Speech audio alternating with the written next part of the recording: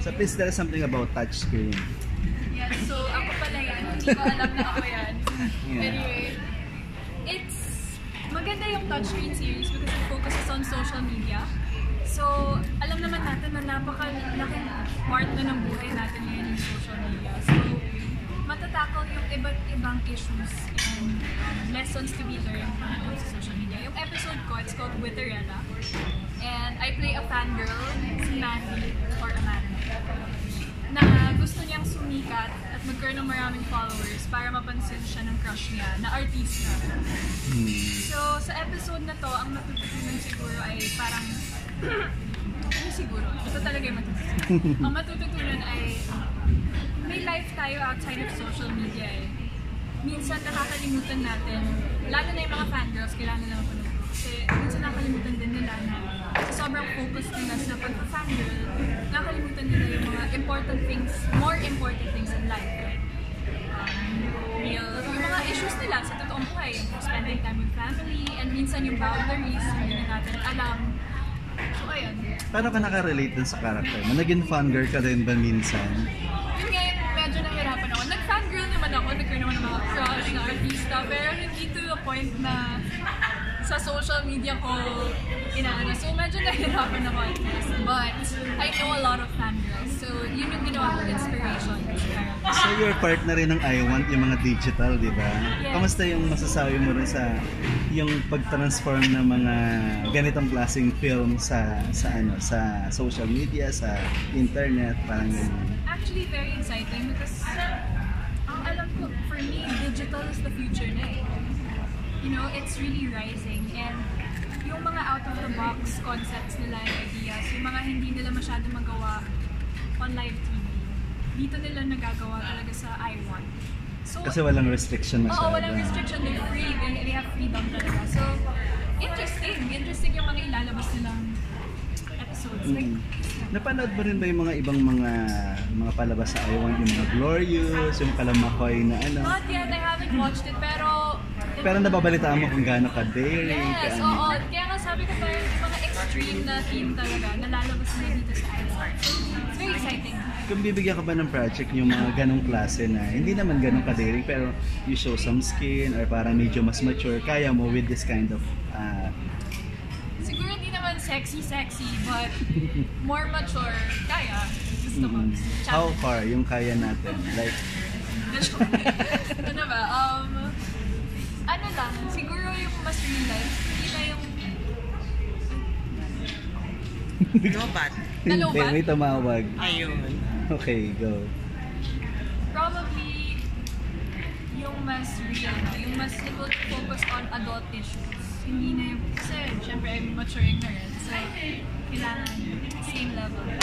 Nakakatuwa na ikaw yung lumabas na Moira. Napanood ko yung scene na yan. So kung how is it? Kinausap mo ba si Moira regarding that? Yeah, actually, before I started shooting, tinext ko si Moira, sabi ko sana makavisit siya sa set. Hindi na siya nakavisit, pero nakausap ko din siya. Sabi ko, hey, I'm playing you, your life story. Tapos, ikaw na talaga. Tapos sabi niya, I'm so happy it's you. Sobrang saya ko. Ang ganda ng episode, ganda ko sa ng story niya. And yung mga pinagdaanan niya, I went through them eh. So, it's really close to my heart and stuff. Wow, talaga? May mga ganon. Saang part doon? Madami. Madami. May katagpuan din bang mga ganyan ba? Wow! Wala pa ako dun eh. Pero sana. Saang part doon ng buhay niya nakarelate ka? Yung mga struggles niya. Like, hindi ko na siguro name kung ano exactly. Pero may part din ako sa life ko syempre na sobrang down ako. Parang I felt like yung depression niya, yun, sobrang naramdaman ko yun. Kasi I felt that before. Yung parang wala, yung may line kasi doon, yung feeling na wala ka nang maramdaman, yun yung naramdaman ko. So ayun, nakarelate ako sa kanya. Tapos, ano pa yung mga upcoming projects mo, Janela? You have album daw? Yes, my second album's coming out. My first single actually next month na lalabas. And I'm very excited for my second album kasi it's gonna be very different from the first one. Kasi mas hands-on na ako dito.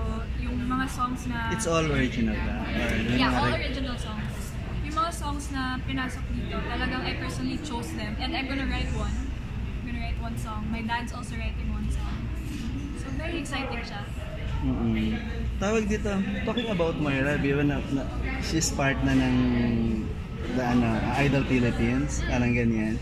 So, parang may mga nagsasabi na she's not yet ready for that. May mga ganun na baba siya. Kamusta? Being kilala mo si Moira, di ba? At magaling siyang composer, magaling siyang singer. Yung mga nababa siya na hindi pa raw siya karapat-dapat, may mga ganyan. Ano masasabi mo doon? Feeling ko, hindi naman talaga mawawala yung bashes. And expected yan because she made it na yan. She's Moira. And no one, feeling ko, like I don't wanna really butt in, but like, feeling ko no one naman has the right to tell someone na hindi ka ready for it. Kasi hindi natin alam kung ano talaga yung nasa loob ng tao. Malay mo, this is what she's been praying for. Malay mo, para sa kanya talaga. So, honestly, I believe she's a really good artist. She writes her own songs. And she has enough experience. So, my opinion, I think she's deserving. Upcoming movies or teleseries? Yes, I'm doing a movie with Regal. But wala pang details. Yeah, wala pa. Right after ng success ng mga ibang movies sa kanila. Di ba? Yeah, I'm so excited to do another one with them. And hopefully, sana maggawa na rin ako. Galit si Kuya. I hope to do another song this year. Love life, kamusta? What's love life? Wala. I love myself right now. I'm focusing talaga on myself. And when the time comes na when someone comes along, edi I will know better. And I will know when it's time. Thank you. Please invite them to watch yung series mo. Please attach. Hi everyone, I'm inviting you all to watch the anthology. I want original anthology. Touchscreen. Big series mo. Yes, my episode is called Cinderella. And ayun nga, I said I play a fangirl here. Marami kayong matutunan. So yung mga fangirls dyan, alam ko kayo yung nanonood dyan. So please support the episode. It's for you.